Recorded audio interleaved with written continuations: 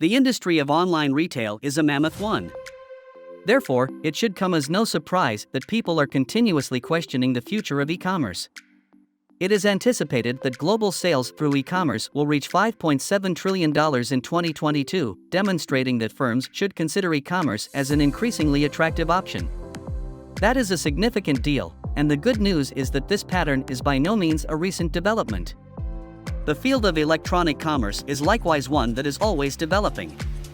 Attempts are being made to mold the manner in which individuals in every region of the world acquire items by continually shifting trends. The potential of e-commerce, as a result, is really intriguing. Over the course of the next few years, a great number of significant shifts are anticipated to take place in the e-commerce industry. We are here to assist you in gaining an understanding of how e-commerce will develop in the years to come. We are going to explore what we believe to be the most significant changes that will take place over the next few years and analyze the possible reasons why those changes may come about. In addition, we are going to break down some of the most prominent trends in e-commerce for the year 2023.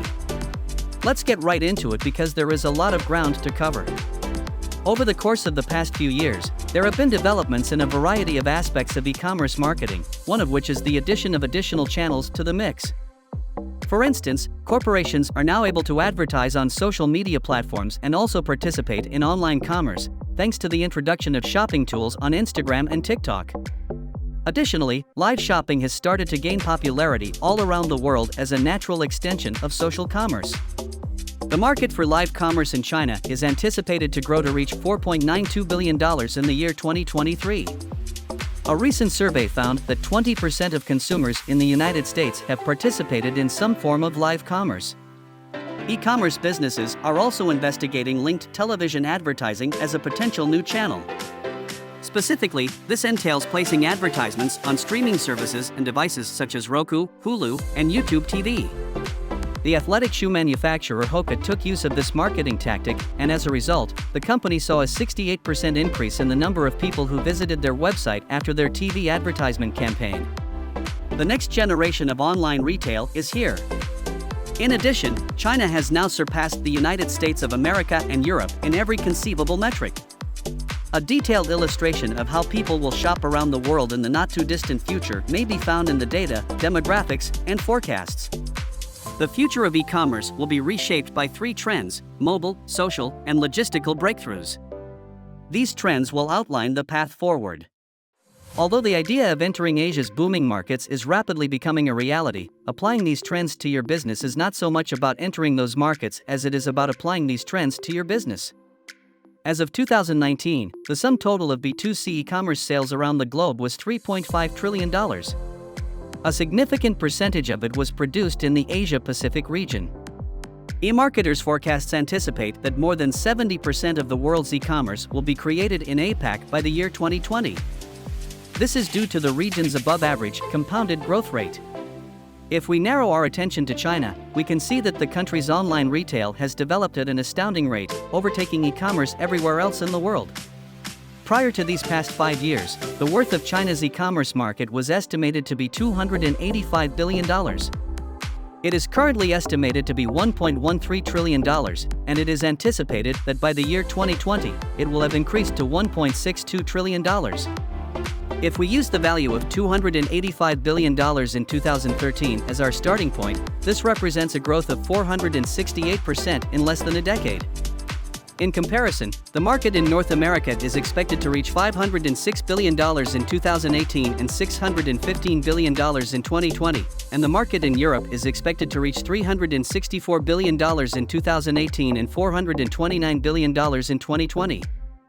From a statistical point of view, a significant portion of this can be attributed to the size of China's overall retail market in comparison to that of other leading countries, as well as China's proportion of the e-commerce market in China.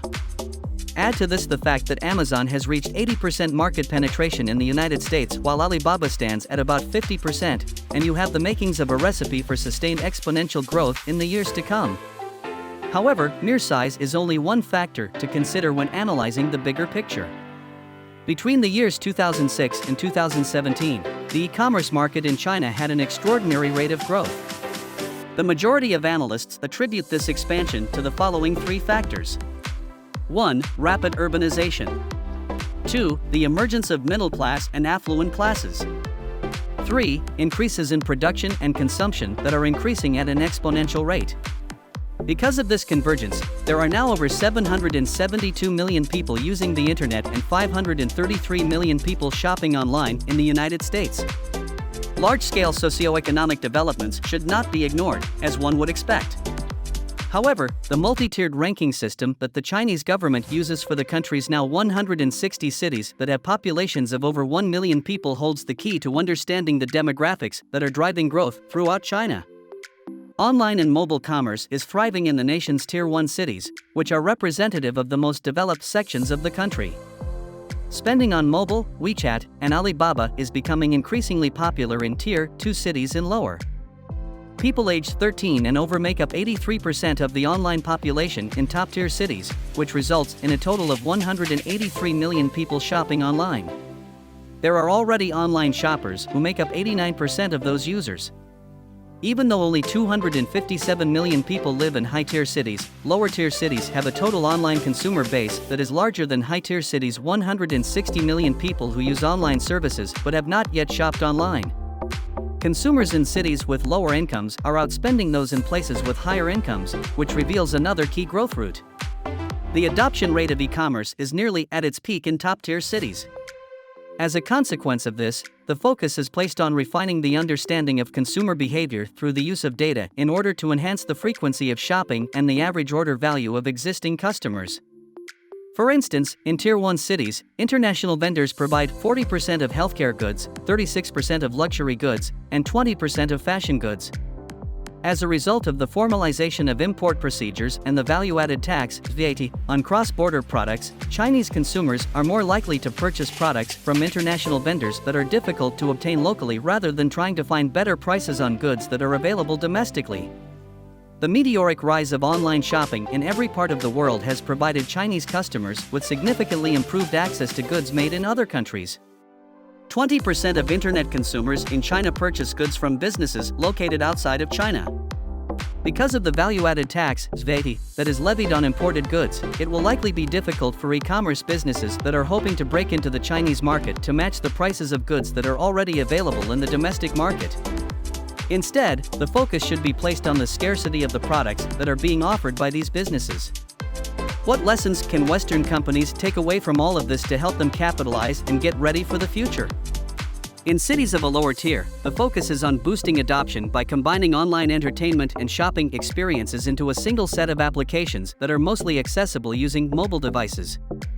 Investigating these avenues could put you in more than one dangerous situation. First, a simplification, presuming that what happens in China would have the same effect on the rest of the globe in some kind of one-for-one fashion. Second, consider the importance of timing. When it comes to innovation, it is just as detrimental to be too early as it is to be too late. The Western countries are still very much in charge of free technological advancements, but the Asian market, and China in particular, have leapfrogged over these developments. Desktop personal computers. Traditional postal services for e-commerce websites. As a result of these jumps, Chinese consumers were able to skip over, i.e., move quickly beyond, numerous generations of progress. Every step forward corresponds to a distinct trend, and in order to make money off of those trends, you need to have a firm grasp of this information. Despite its initial explosion, 70.3% year-over-year growth in 2016, mobile commerce in the APAC region is anticipated to remain to expand above 20% yearly. This is predicted to be driven by higher spending as well as millions of new consumers joining the market from smaller cities and rural areas. Mobile devices are already being used by people in China to purchase a wide variety of goods, from organic groceries to luxury automobiles. Comparatively, only 5 categories in the United States will attain 40% market penetration within the online purchasing sector, whereas 15 categories, ranging from snacks to financial services, will do so in China. In spite of the fact that mobile usage is expanding at a slower rate in the majority of other nations in comparison to China, the trend toward mobile shopping is developing everywhere. In addition, before the surge in e-commerce in China, physical retail was less developed in contrast to other countries, which made it possible for e-commerce to become the default shopping behavior in China. For instance, 71% of consumers are currently using online to offline services like click and collect ordering and online restaurant bookings. Other examples include in-store pickup for orders placed online and more. 97% of respondents surveyed indicated that they intend to continue using the same amount or a greater quantity of O2O services throughout the upcoming period. For many companies based in Western nations, Asia and China are seen not only as a potential danger but also as a potential new market. In light of the fact that both North America and Europe have already lost their positions as market leaders, neither of these two perspectives tells the complete reality. Rather, the facts, demography, and trends of commerce in China should be seen as a description of how countries all over the world will soon be shopping. Implementing these trends is not so much about penetrating Asia's expanding markets as it is about staying ahead of the curve. It comes down to utilizing them as pointers to future-proof how you market, sell, and distribute your products both today and in the years to come. That's it. Make sure you hit the like and subscribe buttons. Thanks for watching.